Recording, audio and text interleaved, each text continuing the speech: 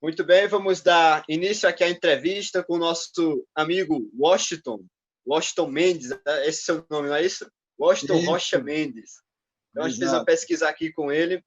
Bom, nós estamos fazendo aqui uma série de entrevistas com candidatos. Esse ano é ano de eleição, ano eleitoral, e temos que prestar atenção no voto, não é isso? Então, Com nós vamos certeza. aqui fazer uma série de entrevistas com candidatos, tanto da oposição como da situação. Vamos recebê-los, todos os que aceitarem o nosso convite, e vamos aqui fazer uma espécie de entrevista, uma discussão aqui muito boa, aqui uma troca de ideias, para que nós possamos aqui crescer, né? E fazer com que o eleitor sanharoense tenha uma visão melhor nesse ano. Esse é ano de política, ano de ficar esperto e não cair em qualquer conversa. Então, conversa tem muito mais propostas, nós temos que ver. E hoje nós estamos recebendo aqui um grande amigo meu, né? Posso dizer que é um amigo mesmo.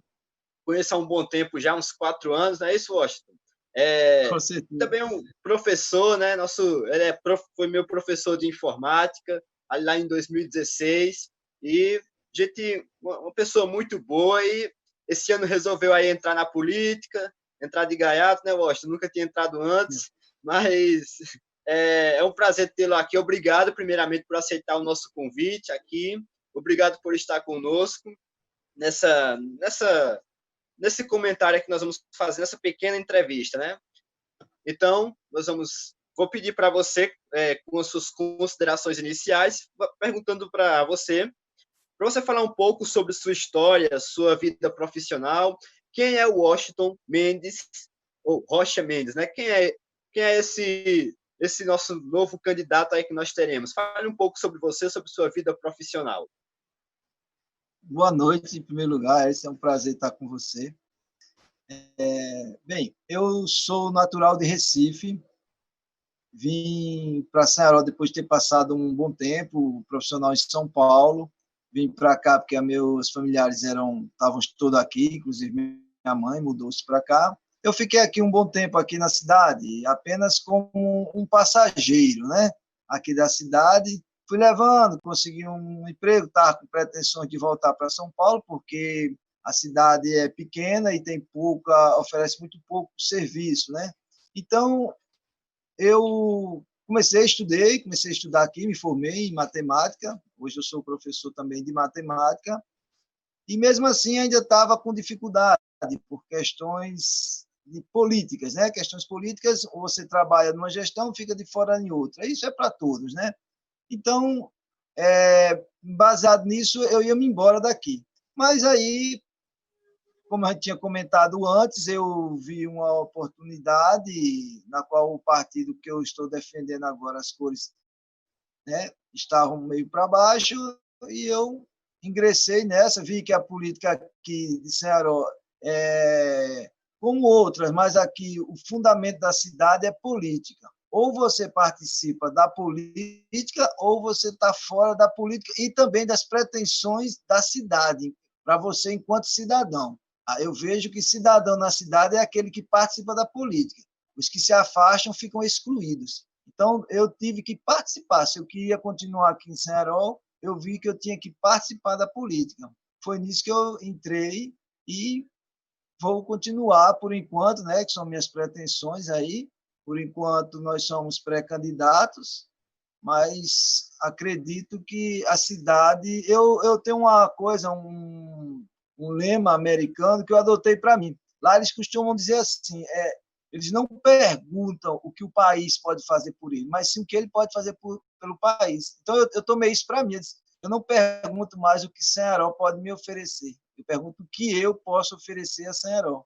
E baseado nisso, foi que eu vi que para oferecer alguma coisa para a cidade, eu tinha que participar da política. Ok, Washington. E dando continuidade aqui às nossas perguntas, eu gostaria de saber se alguma vez você já tinha tentado, ou se você disputou algum cargo público aí nessa sua longa história. Então, você já tem um histórico de concorrer a cargos públicos? Não, não. A minha primeira candidatura foi ao Conselho Tutelar, né?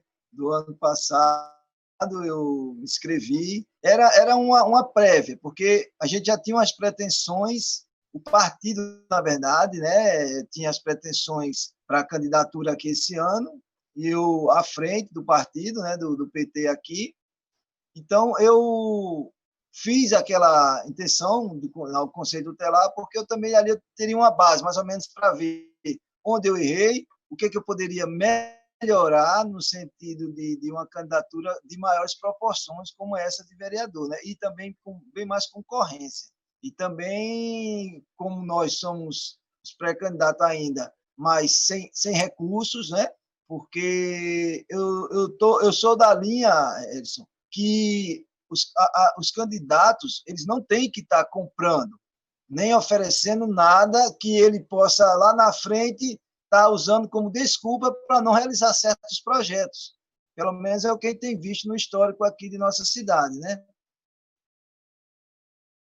É isso mesmo.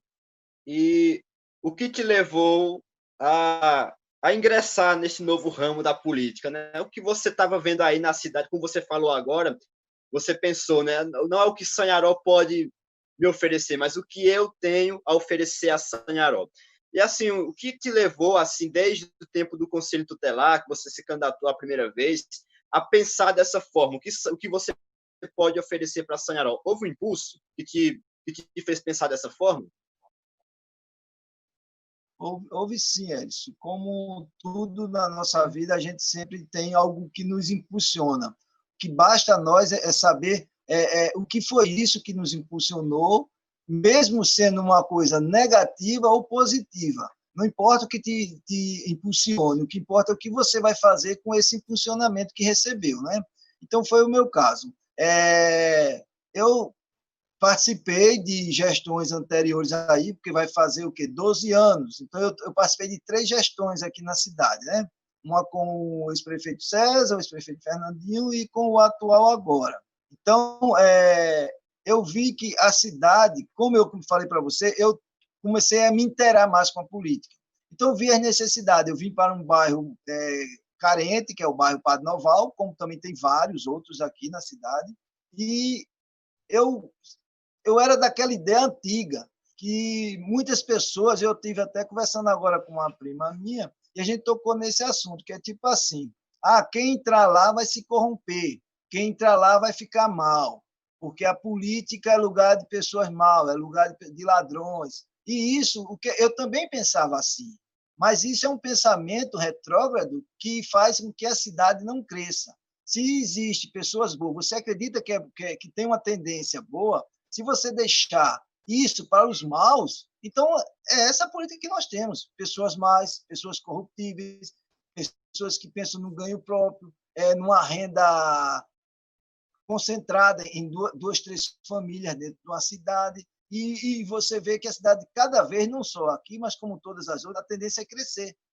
As pessoas vêm, se mudam para cá, arrumam uma esposa ou um marido, aí constrói uma família, ela aumenta. E se a gente ficar de mãos atadas, achando que só quem está lá é pessoas que são ladrões, que são mau caráter, e você por isso não vai entrar, eu acho que isso aí é o que eles querem. É o que o mal, na verdade, deseja, é que os bons se afastem. Então, tendo em vista isso, eu mudei minha perspectiva, mudei meu modo de pensar, e por isso que eu estou engrenando nesse novo, uma nova meta na minha vida, uma nova ideia que eu tive, e como eu disse a vocês, a gente até repetiu essa frase aí em questão de Ceará. Eu não poderia deixar de dar minha contribuição a uma cidade na qual eu gostei daqui, consegui minha formação, que era um sonho do meu pai, foi aqui na cidade de Ceará. Então, Ceará me ofereceu coisas boas, muitas coisas boas, grandes amigos, né, que eu conquistei aqui na cidade, principalmente no meu bairro. Eu aqui no meu bairro eu tenho uma consideração muito grande entre a comunidade. Tendo em vista isso, eu resolvi entrar para oferecer algo meu, já que eu tenho formação na área de matemática, eu participei de esporte, disputei campeonato pernambucano, tive professores como treinador do Náutico, conheci pessoal do esporte, Santa Cruz, então eu tenho uma bagagem boa no esporte. Eu sou auxiliar de enfermagem, também tenho um conhecimento na área de saúde. Na área da agricultura, a gente está se envolvendo mais com o pessoal do campo. Na educação nem se fala, porque eu sou professor recente, né, que me formei no Instituto Federal aqui de Pesqueira. Então, tendo em vista a bagagem que eu adquiri, com formações psicológicas, psiquiátricas, de saúde, na parte de esporte, na parte de educação, me achei capacitado para encarar esse novo desafio. E é sobre essa sua capacidade, né, que você já está aqui há um bom tempo, né? Se eu não me engano, você disse o quê? 12 anos, foi isso? 12 Isso, anos? exato. 12 anos aqui em Sanharó, acompanhou 3 gestões, que você tem uma certa análise, né? Você trabalha no setor público, e aí é que eu venho a uma pergunta muito importante para você, que o que vai motivar a sua campanha, né? Sua possível campanha. Então, vamos lá. Como você vem avaliando a política sanharoense nesses últimos anos? Eu coloquei aqui 20 anos, Washington, porque eu acho que você já deve ter uma compreensão de políticas anteriores, mas se não, você pode explicar essas últimas 3 políticas que você esteve aqui. Então, como você vem avaliando a política aqui em Sanharó, de um modo geral, não importa as gestões, você disse que acompanhou 3, como você vem avaliando esse modo de fazer política aqui em Sanharó? Bem, vamos lá. Primeiro, as gestões anteriores eu estaria sendo leviano se tivesse que estar julgando, né? Mas eu tenho algumas informações, porque na época eu estava em São Paulo, né? Meu irmão, minha mãe me passava, mas muito superficialmente. Diretamente, eu acompanhei a segunda gestão do ex-prefeito César, acompanhei a do Fernandinho e agora acompanhando agora do prefeito Heraldo. Bem, como eu falei para você, eu não era muito inteirado na política em si, assim, enraizado, saber como funcionava, os motivos, o que importava para mim era apenas saber se eu tinha trabalho ou não. Não era inteirado mesmo, assim, com a política. Lógico que você vai vendo o que as pessoas falam, né? Mas vamos lá. Depois, agora, depois que eu já estou inteirado com a política, eu comecei a observar coisas que eu tinha visto lá atrás, mas dado mais atenção. Então, hoje eu posso estar dando uma opinião. Então, vamos lá. Na gestão que eu acompanhei de César, ele estava vindo de um bom primeiro mandato, né? Tanto é que é o grande divisor de águas da nossa política aqui de Ceará. A gente fala antes e depois de César, pelo menos é o que eu tenho acompanhado, né? Então, foi uma política voltada mais para uma cidade que não parecia ser muito assim divulgada, né? Assim, exteriormente, mais interna, era uma coisa interna. A política de Ceará era muito interna, não havia uma divulgação. Com aquelas obras que foram feitas no centro, ali na Praça da Vaca, deu uma amplitude maior aos visitantes. Acredito também que aquele pontozinho ali onde o pessoal começou a expor suas mercadorias, começou a fazer aquele centro comercial ali na pista, tivemos uma boa impressão de um trabalho voltado para a criação de novos empregos, que é uma coisa que vem afetando a maior parte do país, né? Mas, falando aqui internamente em Ceará, que a gente não tem fábrica, não tem nenhuma motivação assim de grande porte, foi um bom investimento ali na área. As outras gestões, no caso a gestão de Fernandinho, ela tentou dar um segmento, mas um pouco mais moderado. Eu não tenho muito assim informações sobre o plano de estratégia que ele tinha, né? Se ele estava com alguma dificuldade no desenrolar desse plano. Acabou que ele terminou o ano, deixou algumas obras ainda por concluir, que nem aqui no exemplo aqui do nosso bairro, Padre Noval, que tem 2 obras grandes ali, que é uma quadra que foi abandonada, né? E até agora a gente não tem nenhum resultado do que será feito dessa quadra. E de uma escola também que começou apenas uma murada lá, mas teve alguns problemas que eu também não vou entrar nesse mérito, porque eu desconheço o assunto na íntegra. O que a gente tem é apenas informações paliativas que não dá para você concluir nada, nem apontar dedo para ninguém, né? Que não é esse também o objetivo meu aqui. A gestão de Heraldo, né, no que eu tenho visto, começou com uma grande perspectiva, sim. Tudo o que a outra tinha deixado para fazer seria renovada, seria, como todas as gestões, quando entram, é sempre uma promessa de empregos, né? Que a gente sabe que é difícil você prometer uma coisa na qual a cidade não comporta tantos empregos, né?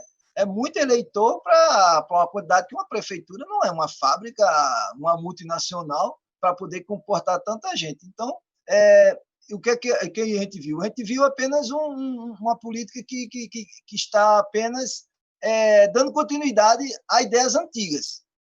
São ideias antigas que estão apenas, tipo assim, você pega a mesma ideia e muda o nome. Ela tem mudado de nome, aqui a política, ela muda o nome, assim, a fachada, vamos lá, é A. Dentro do pacote A tem um conteúdo. Aí a nova promessa do pacote B é enorme. Aí quando você chega, que o pacote B é o mesmo do pacote A, só que A é B. Aí a próxima entra com a outra ideia. Aí muda lá, é C. Mas quando você abre o pacote, é o mesmo, é a mesma política. Então, nós entramos aqui com uma... A gente está vendo que é um ciclo vicioso. Ele roda, roda, roda, mas, no fim, a gente acaba encontrando as mesmas ideias políticas. E só tocando nesse assunto que você falou agora, que velhas políticas, né, que eles vêm praticando um após outro e tal, e que só muda realmente a capa, né, porque o conteúdo ali acaba se tornando o mesmo. Você falou uma coisa interessante, que foi o aumento da folha de pagamento, né, quando eu tenho muitos empregados aí na prefeitura, quando é a promessa de emprego, isso, coloca ali muita gente. Eu te pergunto, de acordo com essas avaliações que você acabou de fazer agora, você mesmo acabou de me dizer, esse método de fazer política, que você acabou de me identificar agora, ele vem tornando nosso governo municipal ineficiente ou eficiente? O que você acha disso? Oh, nem assim, nem é 8 nem 80, né? Eu acho que eficiência a gente conta quando você sente uma população confortável. Aí você sente que... Porque nunca nada vai ser 100%. Não existe um governo 100%, né? Esse governo é eficiente, ou tipo, esse governo não é eficiente. É muito duro as palavras assim, eficiência e não eficiência. A gente tenta achar um meio termo. O que é que eu tenho pensado?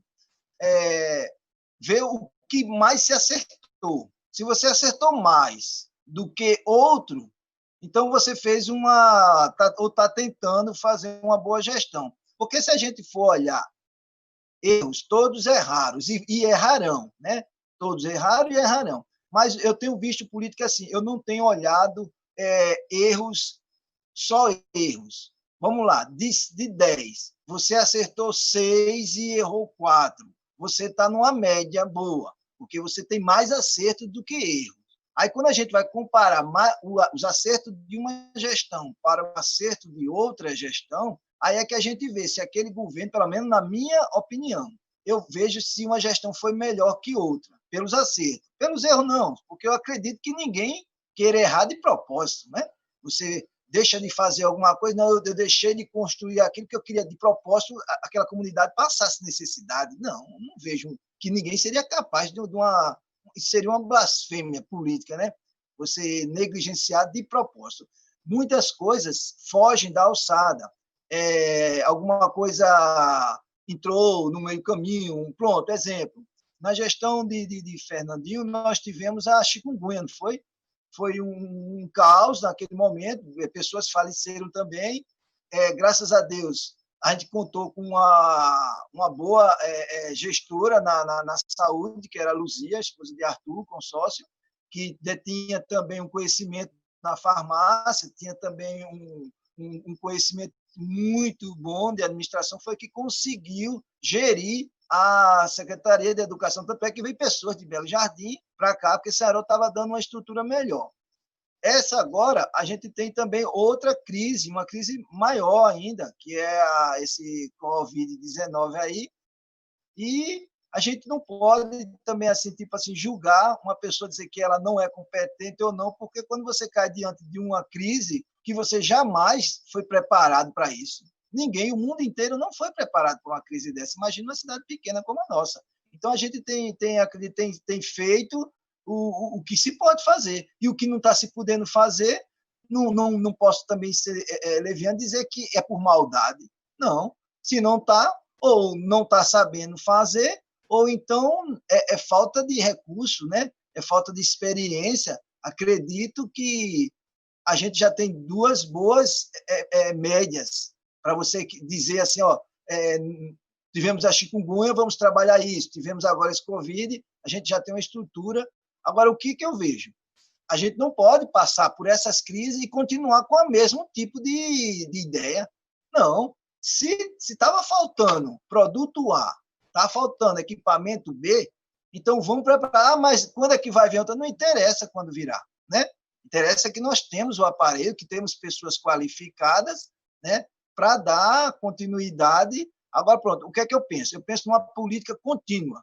Eu odeio esse termo de você, como eu estava conversando com uns moradores aqui, aí disseram, não, o prefeito tal não vai meter a mão em coisa do outro, que o outro não fez. Espera aí, não é prefeito tal e coisa do outro, é prefeito da nossa cidade e a coisa lá não é do outro, é nossa. Porque eu vi a história que não mexeria aqui numa obra que era do outro. Eu disse, cara, a obra beneficia a comunidade, beneficia a cidade de Ceará, e não a prefeito. Então, não está governando para o povo, está governando para si. Então, eu acredito numa política contínua. Eu gostaria muito que tivesse uma lei que obrigasse um gestor a continuar a obra que o outro deixou. Não pudesse fazer uma próxima obra enquanto não terminasse aquela. Porque, na verdade, nós, como os contribuintes, é que deveríamos ser o beneficiado, já que é nossos recursos que vão para a mesa deles. E não fazer o que fazem atualmente. Isso eu falo em todo o Brasil inteiro. Eu acho que o mundo, enquanto não tiver uma lei que obrigue um gestor a continuar a obra, não pode fazer obra nenhuma, porque senão para de novo. Nós temos exemplos aí de obras que estão sendo abertas e outras ficando para trás. E o que olha, é uma coisa que a gente está tentando mudar, pelo menos enquanto eu for presidente aqui do PT, é trabalhar com transparência. Transparência não é botar no portal da transparência, não, porque ele bota o que lhe convém. O que não convém não vai para aquele portal. Transparência é você ver que uma obra está sendo feita e, se outra não foi feita, publique, vá à rádio, se manifeste nas redes sociais e diga, olha, não estou fazendo obra tal porque gestões antigas deixou essa brecha, gestões aqui não pagaram isso. Aí a gente consegue entender. Ficaria até mais fácil de receber uma crítica, tanto positiva quanto negativa. Então, você já falou aí alguns problemas que a cidade tem, né? Você falou também, fez a sua avaliação sobre a cidade, né? Que você fez um meio termo aí.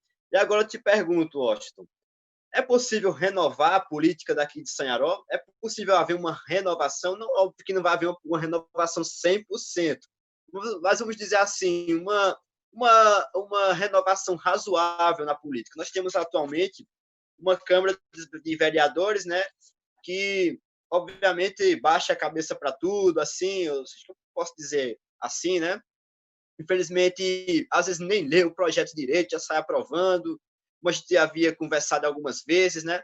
E você acha que essa renovação ela pode acontecer, começa primeiramente na Câmara de Vereadores, quais são os passos dessa renovação política em Sanharó? A gente acredita que é realmente necessário, porque, falando assim da política de Sanharó, né, tem coisas aí que vêm sendo atrasadas há anos, tem coisas aí que impedem o desenvolvimento da cidade, você bem citou algumas agora aí, e tudo isso começa porque o prefeito ele não faz as obras sozinho. Obviamente, ele é a pessoa que está ali com a caneta, com o poder da caneta dos decretos, mas ele tem ali uma Câmara por trás, né? Tem uma Câmara de Vereadores, perdão, que, dependendo da postura dessa Câmara, ela vai formar ali um cenário político ali da cidade, né? Ela pode dar liberdade ao prefeito, ela pode tirar a liberdade do prefeito. Então, você acha que essa Sanharó precisa de uma renovação política? E quais seriam os passos dessa renovação? Então, Agora vamos para a sua pergunta. É possível renovar a política em Sanharó? E quais seriam os passos para essa renovação? Bem, vamos por parte aqui. Os passos, se é possível. Se é possível, sim. Tanto é possível que eu estou empenhado nisso. Foi para isso que a gente montou aqui um partido, na qual esse partido não vinha de eleições anteriores. Nós tomamos a frente do partido, vamos colocar 17 candidatos, que é o máximo. Foi uma luta. Gostaria que tivesse mais, para eu poder correr também mais em busca de novos candidatos, principalmente nas áreas rurais, em comunidades carentes, que é lá que nós vemos que está o maior desafio da Câmara Municipal e do prefeito também, que são as comunidades carentes, porque eu tenho andado em umas, inclusive naquela sua, eu também fui visitar, eu vejo que é bastante inchada de gente, tem muita gente, muita família, e a preocupação mais é com o centro. Se o centro está bem feito, se está calçado, se as lâmpadas estão boas, se as árvores estão tudo cortadinha, mas as periferias estão sendo negligenciadas. Então, vamos lá. Pode mudar? Pode. Como poderia mudar? Bem, primeiro, quem tem que mudar somos nós, não são os vereadores só. Quem tem que mudar somos nós, porque se nós não mudarmos esse pensamento que nós temos de vender o voto, entrega de título, segura título, é R$ 10, é 20, é 30, é saco de cimento, é tijolo. Enquanto nós não pararmos dessa mediocridade de estar querendo pegar, porque se pegar, me dei bem, enganei o otário, peguei 20, não enganou otário nenhum, porque na verdade ele gastou ali 30, 40 mil reais e vai usufruir mais de 200 mil, muito mais, e nunca mais vai dar nada, nunca mais não, até 4 anos chegar ele vai oferecer novamente aquelas mesmas ofertas. Então, é essa política antiga. É difícil, mas o intuito da gente, do partido, do PT aqui, sob a minha direção, é mudar sim. Tanto é mudar que você veja só, nós não somos dependentes nem de partido oposição e nem de situação. Nós criamos uma nova ideia. Criamos um partido aqui. Hoje, em Sanharó, nós temos apenas 3 partidos. Os outros partidos dos vereadores, todos acabaram. Porque você vê que nenhum dos vereadores foi capaz de fazer uma equipe para poder concorrer. Todos eles tiveram que sair. Uns foram para a situação e outros para a oposição. Os únicos que permaneceram foram nós, que não somos vereadores, não temos recursos, mas temos coragem. Foi essa coragem que me fez seguir em frente com amigos, com pessoas também com empenho, pessoas que a sociedade já conhece, que esse empenho para mudar esse tipo de ideia. Então, nós acreditamos sim que Sanharó pode mudar. A primeira mudança somos nós, eleitores. Enquanto nós tivermos esse pensamento antigo de saco de cimento e tijolo e uma dose de um latão de pitu, nós continuaremos com a velha política. Mas, se pensarmos diferente, como nós pensamos antes, saímos de um regime de ditadura, porque você vê, a ditadura, o regime de ditadura que eu falo é o seguinte: pessoas que vão trabalhar, vão fazer algum serviço comunitário, entre aspas, mas deixa que se não for fazer tal coisa, se não estiver presente em tal reunião, pode ser mandado embora. Esse tipo de pensamento é um pensamento retrógrado, onde prende as pessoas. Ela te manipula pela falta de conhecimento, te manipula porque tem o poder de estar te mandando embora ou te dando um emprego. Então, a ideia nossa passa por esse tipo de visão. Mudamos sim, tanto é que quando fomos escolher nossos candidatos a deputado, não escolhi candidato nem de A nem de B, eu escolhi meus próprios, eu quero escolher. Então, se eu quero também dar a opção a vocês aí também de escolher, e não que venha uma pessoa, um prefeito, ou um vereador dizer, vota nesse meu aqui, toma aqui uma latinha, toma um saco de cimento, vota nesse deputado. Ora, essa ideia é justamente o que a gente luta contra. E você falou uma outra pergunta aí, você poderia repetir? Quais são os Ela se passos para essa renovação? Sim, pronto, os passos para essa renovação. Bem, o primeiro passo, nós aqui do PT demos para que o povo de Ceará tenha mais opções. Esse foi o primeiro passo. Como você vai a um mercado e você só tem dois tipos de refrigerante, aí você não gosta de nenhum dos dois, e aí, o que, é que você vai fazer? Vai comprar os dois e misturar? Vai ficar um gosto terrível. Pronto, então vamos lá.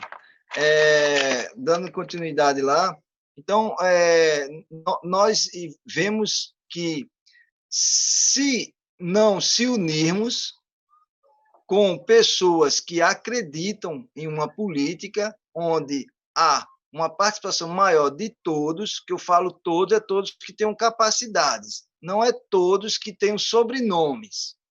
Uma cidade ela precisa trabalhar com o que ela tem. A cidade tem muitas pessoas jovens e pessoas também formadas que poderiam contribuir muito mais. A gente tem que pegar essas pessoas e tirar dela o máximo que ela possa estar querendo oferecer para a nossa cidade.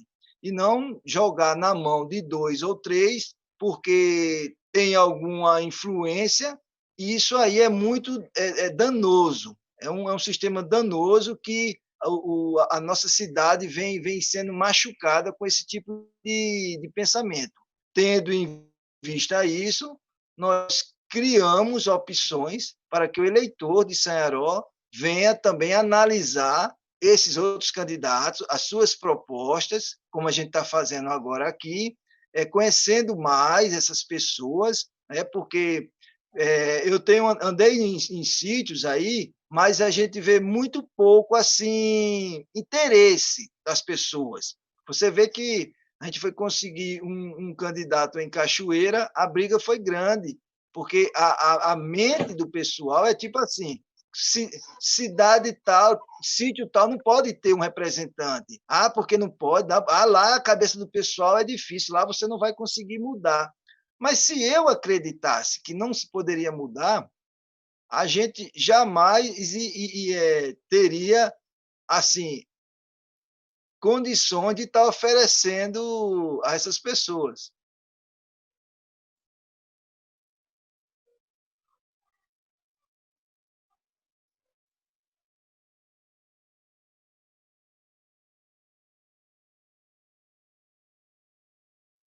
Muito bem, Washington.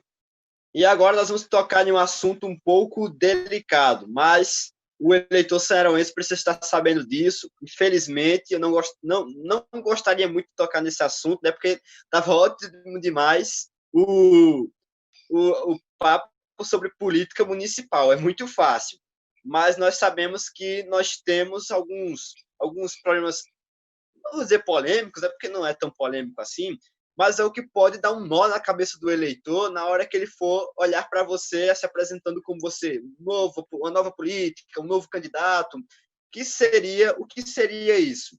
Você vem falando atualmente que você está afiliado e é presidente do Partido dos Trabalhadores aqui em Sanharó. Ok, até aí estamos ok. Então, é um direito seu, obviamente, você pode se filiar em qualquer partido que você quiser, mas qual é o problema? É que o PT, nos últimos anos, eu não sei se você vai concordar comigo, mas eu acho que o eleitor sanharoense, se ele for um bom observador, ele vai se questionar que o PT, nesses últimos anos, ele ficou com uma imagem um pouco desgastada. O que causou esse desgaste no PT? Obviamente, foi por ele ter sido um dos partidos, eu não vou dizer o que foi o único, porque nós sabemos que existem vários e vários e vários que se envolveram nisso, mas um dos partidos que houve escândalos de corrupção âmbito nacional, não que aqui houve, aqui em São Paulo, nós vamos falar um pouco sobre o âmbito nacional, a visão nacional do PT, que foi essa que foi desgastada. Então, se você estando nesse partido, com todo respeito, primeiramente, nesse partido, você acha que isso não vai causar no eleitor uma estranheza? Nossa, ele está num partido que houve tanto escândalo de corrupção, houve tanta polêmica nesse partido e agora ele vem prometer renovação. Eu vou te fazer essa pergunta, não por causa de ideologia, mas porque foi exatamente isso que eu vi em alguns comentários eu vi um comentário, né, de um jovem que esteve Eu vi esse comentário de um jovem que postou lá que era do PT. Infelizmente, o eleitor foi lá e disse para ele que ele chegou para ele e disse: olha, logo o PT, o partido que você está logo no PT. Então, isso aí não pode te causar uma espécie de prejuízo, assim, algo que um certo desconforto. Então, você está falando de honestidade logo do PT, foi isso que aconteceu no comentário desse jovem. Então, a minha pergunta é: você acha que estando em um partido que foi palco de escândalos de corrupção em nossa história, você pode falar em renovação política desse partido? Bem, vamos lá por parte. Como eu tinha citado antes, veja só, o partido, a minha visão é o seguinte: todos os partidos eles têm visão, têm meta, missão, todos eles são ótimos, são lindos. Se você for ver a visão de todos os partidos, a missão deles é magnífica, é o bem comum, todos prometem ajudar o povo, tudo se direciona ao povo. Mas eu acredito no seguinte: não tem partido bom nem partido ruim. O que tem são pessoas más. Quando uma pessoa é má, então ela vai ser má tanto no partido A quanto no partido B. O que é que nós temos visto? Que o interesse da maioria é o financeiro. Nós estamos num sistema capitalista. Não importa se você é da esquerda, da direita, do centrão, do meio centrão, do núcleo, não importa. Todos direcionam apenas para o capitalismo. Podem dizer outra coisa, suas filosofias podem ser outras, o que está escrito no papel do partido é uma coisa, mas o que a gente tem visto é isso. Todos se direcionam para o dinheiro, que é o que tem consumido a população. Então, vamos lá. A nossa renovação ela não passa pelas ideologias do PT. A nossa inovação ela passa pela ideologia cristã. Nós estamos no PT. Nós apenas estamos no PT, como estaríamos também qualquer outro. Em relação às questões dos escândalos, sim, você vê que nós tivemos escândalo com aquele Collor, quando o Collor se lançou a candidato, não sei, né, não é da sua época, mas você também tem um conhecimento. Collor foi por um lado que teve um impeachment. Fernando Henrique se sobressaiu do impeachment, mas também não fez uma gestão que deveria ser o... Eu sou uma vítima da gestão de Fernando Henrique. Eu vou dizer a você que eu estava em São Paulo, fiz a prova da Uniban, a Universidade Bandeirantes de São Paulo, para me tornar enfermeiro. Na época era R$300 a mensalidade. Eu passei no vestibular. Quando foi começar o novo ano, com essas mudanças financeiras aí, a mensalidade de 300 passou para 600, ou seja, foi um 100% que acabou com minhas pretensões de me formar. E eu até então, ali em 98, eu não quis mais saber de procurar estudar, porque eu ajudava a minha família aqui e fiquei sem condições de fazer uma faculdade. Só vim realizar esse sonho, que era meu e do meu pai, quando eu vim aqui para Santarém. É nisso que eu falo a questão do PT. Veja só, foi quando eu cheguei aqui, sob a gestão do PT, que eu consegui me formar no IF, um curso que foi totalmente pago, gratuito, eu recebi esse curso numa instituição federal. Na instituição eu tive alimentação de graça, eu não gastei com alimentação, com material escolar também, foi tudo cedido por lá, questão de papel, de xerox, essas coisas. Excelentes professores, todos mestres, formados na Universidade Federal, na Rural, e também a gente passou da gestão, que foi a gestão de César para de Fernandinho, que deu continuidade, a gente recebeu carros para levar a gente para a faculdade. Até então não tínhamos esses ônibus, que o governo também, do então presidente Lula, criou esses ônibus aí. Então, lembra que eu falei para você? O PT passou por grande dificuldade. Tinha muita gente envolvida nos casos? Tinha, sim. Não tem como negar isso, não, e nem estou aqui para defender ninguém. Mas, como eu falei para você, eu tenho olhado as benfeitorias. Se elas se sobressaem às coisas erradas, então eu vejo que a gestão não foi ruim. Para você ter ideia, Lula, quando saiu, tinha 82% de aprovação. Não é qualquer um que tem isso. como você falou, a questão do rapaz aí, não foi? Do menino que era do PT e questão de se candidatar. Então, o que é que eu vejo? Veja só, a pessoa que for futuramente me escolher para votar, no caso, passando por todas as etapas de pré-candidatura e nós seguimos em frente, a pessoa que for me escolher, ela não vai escolher porque eu sou do PT, ela vai escolher porque o tipo de vida que eu levo, o cidadão, o professor Washington, na comunidade de Ceará, como ele é. Ele é metido em falcatruas, vive com bebedeiras, vive em jogatina, vive fazendo coisas ilícitas. Bem, se ele tem uma vida assim, então, teoricamente, ele também não será uma pessoa correta. Mas, se a vida da pessoa ela é teoricamente correta, então há uma grande possibilidade de que essa pessoa venha praticar o que ela já pratica no seu cotidiano, como pai de família, responsável. Então, provavelmente, ela também será uma pessoa correta dentro dos aspectos. Como falei para você, a questão financeira tem realmente ludibriado muita gente boa que tem entrado na política. Eu falei, como eu disse, eu não sou movido pelo capitalismo, eu sou movido pelo cristianismo. Então, antes de qualquer coisa, eu tento colocar as minhas condições religiosas à frente de tomar qualquer decisão.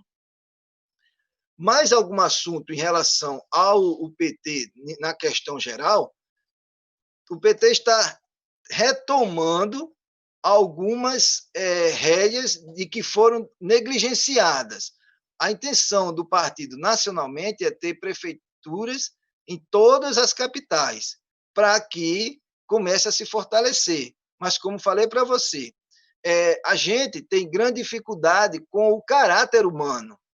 Eu não posso julgar. Você vê que nós hoje temos uma candidatura que está aprovada por todos na capital em Recife, que é a candidatura da deputada Marília Reis. Mas tem uma linha do partido que não concorda, prefere fazer coligações. Mas isso, como falei para você, dentro dos partidos existem, vamos assim, dissidências, né? Uma pessoa escolhe ver um lado de uma coisa, outro escolhe ver outro.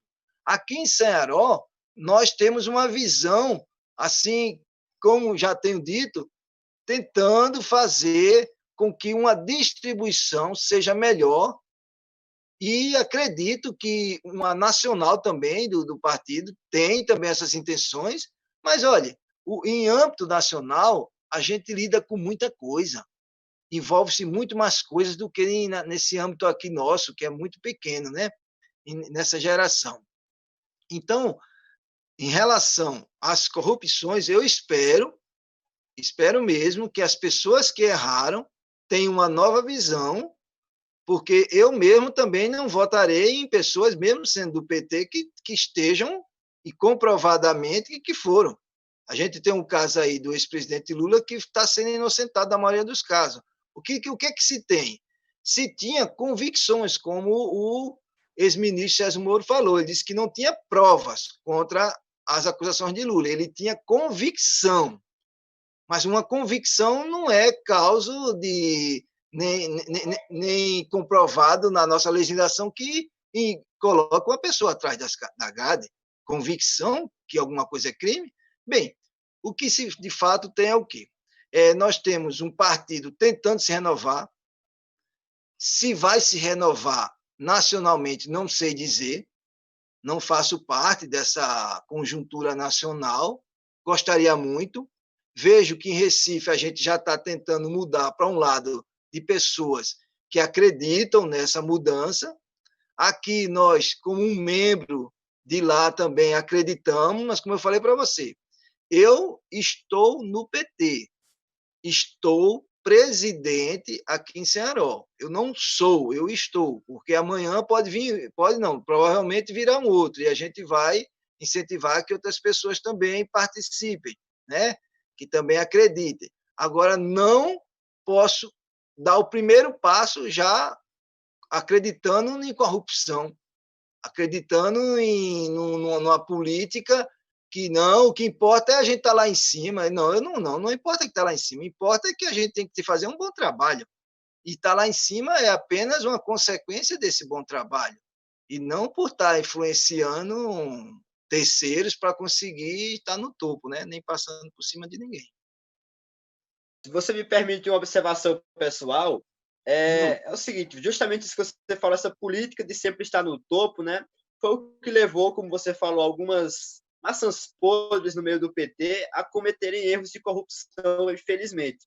Então, é esse o problema, é sempre querer estar no poder, é o poder pelo poder, é a custo de tudo, não importa quem esteja na frente, e vamos passando por tudo. Então, eu fico muito feliz em ouvir que você não é, mesmo estando no partido do PT, que infelizmente teve pessoas que usaram essa metodologia, né? Não só do PT, nos outros partidos também teve, mas que não pensa igual, né? Que não, eu quero estar a serviço da população e não quero só estar no poder, no poder e no poder. É muito bom ouvir isso. Isso prova que você realmente está disposto a ser uma renovação na política. Mas existe um assunto aqui que, ainda no âmbito de política nacional, que foi a pedra no sapato do PT, né? Podemos chamar que foi a pedra no sapato do PT. Eu não sei se você vai concordar comigo nesse assunto, que a gente chama de onda conservadora. Não sei se você concorda com esse termo, mas a gente viu aí que durante esse apogeu e queda do PT nos últimos anos, né, que houve aqueles escândalos terríveis, o impeachment de Dilma Rousseff, surgiu uma onda no Brasil. Então, antes, você conhece muito bem, até melhor do que eu, você falou em Fernando Henrique aí, você sabe que existiam duas alternativas no Brasil, que era o PSDB e o PT. O PSDB se mostrava inimigo do PT e o PT também. Eu vi muitos discursos entre Aécio, Dilma, Serra, Dilma. Eu acompanho política nacional desde que eu tinha 10 anos de idade e eu lembro de ter visto muitas acusações, trocas de farpa, e eu acreditava realmente que o PSDB ele era inimigo do PT e vice-versa. Mas quando houve a Lava Jato, quando houve os escândalos de corrupção, quando houve tudo isso, a gente viu que, na verdade, tanto o PSDB como o PT, eles eram, não vou dizer farinha do mesmo saco, porque é um termo muito pesado, mas eles se habituavam nas mesmas crenças políticas, no mesmo jogo político. Tinha maçãs podres no mesmo balaio, tanto do PT como do PSDB. Então surgiu aí a famosa onda conservadora, né, a direita do Brasil, que estava como o PT está agora, né, que você falou aí, estava tentando se levantar, e o que trouxe impulso foi justamente isso. Então, os partidos de centro-esquerda totalmente atolados em corrupção e o partido do PT também em corrupção, não é? Como você falou, tirando os méritos aí, não vou entrar no mérito de quem é culpado e de quem é inocente, mas houve esse desgaste tanto dos dois partidos. Então, surgiu essa onda conservadora no país e você atribui, você falou que o PT teve erros, realmente teve erros. É bom admitir, porque fazer um meia-culpa é ótimo. Mas os outros partidos também tiveram erros, a direita vai ter erros corretamente, né? Todo mundo erra. Ninguém quer errar, mas todo mundo erra. Então, você acha que essa onda conservadora foi impulsionada a existir por causa de erros desses partidos? E você acha que isso é um obstáculo assim, para o PT? E você vê isso como um obstáculo para o PT se reerguer novamente? Como você vê isso? Eu espero não ter feito uma pergunta muito pesada, né? Mas quero ver sua opinião. Olha, veja só, não tem perguntas pesadas se a pessoa não tem nada a esconder, não é verdade? Se a pessoa está tentando esconder alguma coisa, acaba, né? Não fica pesado, não quero falar. Mas vamos lá. Tudo tem uma lei de Newton, que é a lei da inércia, onde o objeto tende a ficar parado, a não ser que uma força com a mesma intensidade que faça aquele objeto se mover, ok? Então, partindo desse princípio de Newton, se não for causado nada, se estiver tudo ok, então não tem por que mudar, não é isso? Não se muda governo, não se faz nada porque está bem, partindo do princípio da inércia de Newton. Quando a gente se sente que está bem, é aí que nós começamos a negligenciar, Então, é aquele efeito de causa. Esse pessoal começou a surgir por quê? Porque houve negligência de PT, PSDB, PMDB, que era das antigas, tradicionais. Eu sempre fui fã, quando era menor, quem participou de política na questão de panfletagem, muito fã do PMDB. Gostava do PMDB, né? Mas o que acontece? Sempre haverá uma nova ideia. Sempre vai haver. A Terra é feito disso, ela é movida por essas novas coisas causadas pelas antigas. Então, você vê que a Terra, quando ela está se achando que está direitinha, vem as placas tectônicas e mexe lá, desaba um bocado de coisa, né? Mas aí ela se reestrutura novamente e algumas coisas são mais benéficas do que as que estavam. Eu sou a favor dessas mudanças.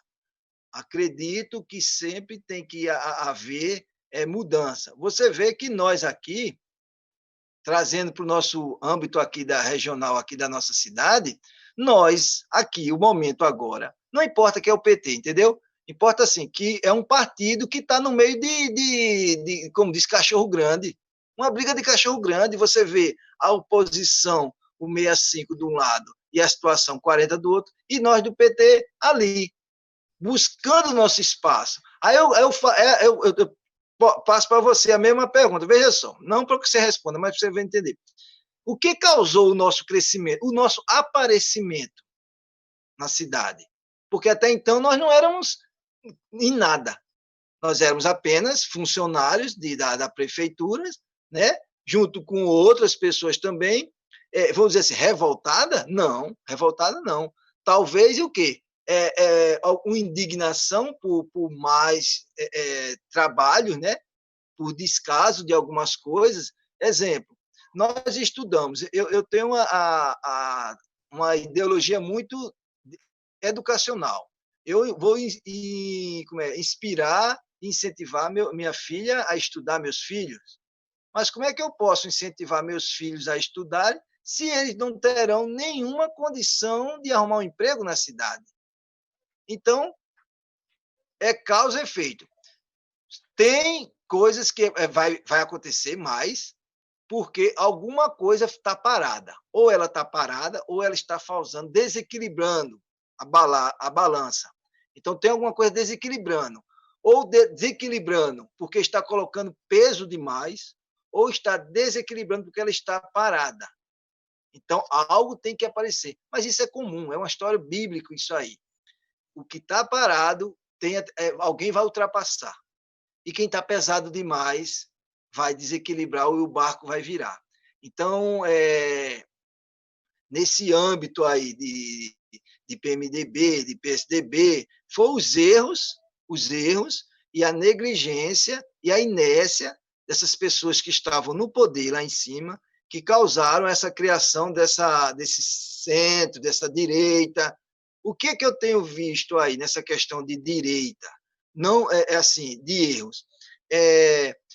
Quando você entra numa entidade religiosa, tudo para você é possível.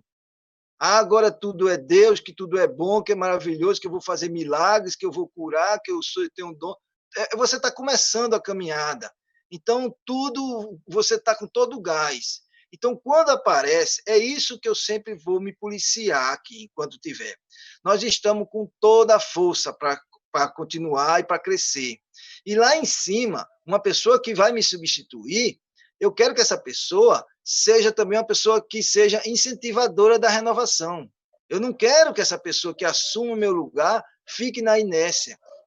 Essa pessoa, porque se você fica na inércia, você vai ser um cara fácil de ser corrompido. Não faz isso não, toma aqui um trocado. Faz aquilo, toma aquilo. Quer dizer, eu só faço se receber. Ou eu não faço porque recebi. Então, eu vou ficar um sujeito dependente de finanças externas. Isso é que corrompe os partidos. Se você tem força, quer trabalhar, trabalhe.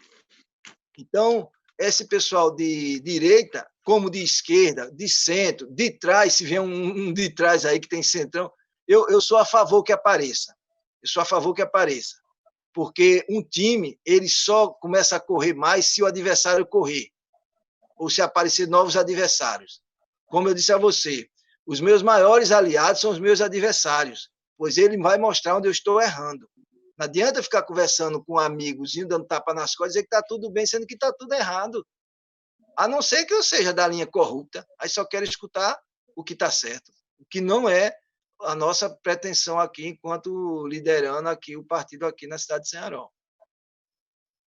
Muito bem, agora vamos para um assunto mais leve, que eu gostei muito das suas respostas até aqui, e agora vamos falar da sua área da educação. Eu separei a área da educação, você é um professor, né? Alguém que está envolvido na área da educação. Nós estamos quase acabando aqui. Eu vou fazer as últimas perguntas para você. Vamos lá. Recentemente, Washington, acho que no final do ano passado, nós tivemos a prova do PISA. E a prova do PISA, ela classificou o nosso país lá péssimo em educação, né? Até eu peguei o dado aqui que a gente ficou em 10 anos de atraso nessa educação. Você acha que o que causou esse atraso, e vou fazer duas perguntas em uma aqui, foram erros do governo? Obviamente foram, vamos colocar assim, e esse erro também você vai destacar o que você acha e vai responder a seguinte pergunta: você acha que esses erros do governo foram causados porque eles não investiram numa educação de base? Eles ignoraram essa educação de base? O que é educação de base? A educação logo da início, né, da criança ali, do prezinho, do jardim, da infância. Você acha que entre esses erros que os governos cometeram, no âmbito estadual, no âmbito municipal, nacional, em todos os âmbitos aí, você acha que esses erros eles aconteceram porque eles esqueceram a educação de base? Olha, com certeza a base já está dizendo, é base. Sem base, você jamais terá um meio termo e um termo maior. Então, vamos lá. Existe, vou botar o termo coisas, tá certo? Que não tem um nome assim que qualifique todas as categorias, mas vamos lá. Nós dependemos muito da opinião dos estrangeiros. Para que aqui venha algum recurso para nós, para o país, a gente precisa dessa opinião satisfatória da Europa ou dos países ricos. Então, vamos lá. O nosso índice de analfabetismo era muito grande. Então, nós sempre fomos qualificados muito abaixo, né? O Brasil sempre teve uma qualificação muito abaixo no âmbito internacional. O que é que se foi feito? Durante esse período da década de 2000, 2010, aí, nós tivemos um crescimento com um investimento bom. A gente teve no começo do governo Dilma, descobrimento lá do negócio do pré-sal, não foi? Que os royalties iam ser convertidos para a educação. Aí veio o suposto golpe aí, por alguns, e para outros não, que acabou interferindo, né, nessa aí. E com a gestão atual, a gente acabou não recebendo tanta influência na educação. Eu estive conversando até com o professor Jânio, que é uma pessoa crítica, bastante do regime do PT, mas ele é um dos primeiros que eu vejo falar que o investimento na educação durante o governo Lula foi o maior que o Brasil já teve. Nós tivemos um investimento muito, até que abriu muitas escolas, muita instituição federal, mas veja só, eu não sou totalmente contrário. Na época que eu estudei, na época aí, até a quarta série, eu era na década de 80, ainda era sob o regime militar, que era do Figueiredo. Estudei uma parte até a quarta série numa escola particular. Lá a gente tinha um regime que tinha que fazer fila para entrar, cantava o hino nacional, botava a mão no ombro, igual nos desfiles, e a gente cantava o hino nacional, cantava o hino da bandeira, e cada um, sua filazinha, ia para a sua sala. Hoje, você entra numa escola, a falta de respeito é enorme, é palavrões, crianças pequenininhas. Pronto, aqui, vamos botar aqui na cidade de Ceará, uma coisa que eu vi, um crescimento que poderia ter sido melhor visto. Vamos lá. Quando saiu a creche lá da Amaro Soares, onde os pequenininhos tinham contato com os maiores na questão de escutar o que os maiores falavam, aquela turminha já de adolescentes e pré-adolescentes, chamando o nome, palavrões feios, e as criancinhas entravam e escutavam tudo aquilo. Com a mudança para o outro local, que é a Madelon atual, eu acredito que, tendo um trabalho específico na questão de regras para essas crianças, elas se tornarão, a longo prazo, uma educação melhorada, onde o professor tenha moral dentro de uma sala de aula. O que a gente vê hoje nas escolas é justamente isso aí. Os professores, eles têm duas classes de professores: os que são contratados e os que são efetivos. Eu vou dizer até uma outra classe, que eu costumo chamar de gambiarra, que é o que não é nem contratado nem efetivo, ele apenas é um prestador de serviço. Esse aí é o que mais se toma na cabeça. Porque é o seguinte... Washington, nosso tempo está acabando, infelizmente tem muita coisa boa para falar ainda, mas eu vou resumir aqui as últimas perguntas, né? Rapidamente, você me diga aí, você acha o ensino público e o privado... você já disse que não gosta desse termo de eficiente nem menos eficiente, né? Mas vamos colocar assim, na sua opinião como educador, não como político, na sua opinião como educador. Você acha que o ensino privado funciona melhor do que o ensino público? Funciona. Okay. Funciona, apesar de os professores ser os mesmos, mas funciona. Ok. E a última pergunta é, se você já citou aqui as dificuldades, né, que enfrentou como professor de aprendizagem, e me diga aí essa dificuldade que você enfrentou, principalmente na educação de base, mesmo das criancinhas pequenininhas. Que dificuldade foi essa que você percebeu nessas crianças e o que você fará como vereador para tentar melhorar essa situação? Bem, em relação a dificuldades que elas têm, a escola ela tenta fazer o máximo que ela pode, mas precisa de uma consistência maior. O que eu digo? Quando eu participei das reuniões antes de começar o ano letivo, vem muita orientação do MEC, muita orientação lá de cima do pessoal. Mas na hora que começa a se praticar, na hora que você começa a entrar na sala de aula, você não consegue pôr aquilo em prática. Aí fica a mesma situação do ano anterior. Então, o que é que nós precisamos? É que uma política melhor desenvolvida e que seja, como eu disse a você, trabalhada por muitos. Não é apenas chegar lá, botar um secretário, apenas porque ele foi um professor ou porque foi indicado, porque tem dinheiro, para reger um sistema totalmente, vamos dizer assim, negligenciado pela nação, que é a educação. Precisa de uma comissão de pessoas que tenham, vamos assim, conhecimento sobre a área, para que se faça um planejamento. E não apenas começar o ano letivo, não, eu sou o secretário, ou sou o ministro da educação, está aqui, faz isso aqui que eu estou mandando. Não, a gente precisa se reunir e trazer não só a situação, mas oposição para falar também. Porque sem oposição a gente não tem um país. Não existe um país pela metade. Se governar sozinho, é por isso que não está funcionando. Estão se governando apenas com o lado que ganha. Não se governam com as opiniões do lado que perdeu. Agora, esse lado que perdeu tem que também participar com o interesse de ajudar, não só criticar. Porque, pronto, uma questão na Câmara. Se botam muitos projetos, mas não se dá opção de recurso. Como vou resgatar esse recurso? Como eu vou pegar esse recurso? Washington, Oi. E vamos chegando ao final da entrevista, e eu quero, em 30 segundinhos seus, se for possível, que você me diga que Sanharol você quer para o futuro. Bem, em primeiro lugar, agradecer a você, e eu quero uma Sanharol para frente, uma Sanharol renovada e que tenha pessoas jovens trabalhando junto com pessoas que já fazem parte da cidade, para que o nosso país cresça. E para ele crescer, tem que começar de baixo. E Ceará está embaixo e precisa crescer junto com o país. Ok. Muito obrigado, Washington. Chegamos ao final da entrevista aqui com o nosso pré-candidato a vereador pela oposição, mas você viu um pouco do perfil do nosso pré-candidato Washington, né? Então, desejo boa sorte para você nesse novo desafio e esperamos você na próxima, onde vamos entrevistar mais alguns candidatos a vereadores de Ceará. Muito obrigado.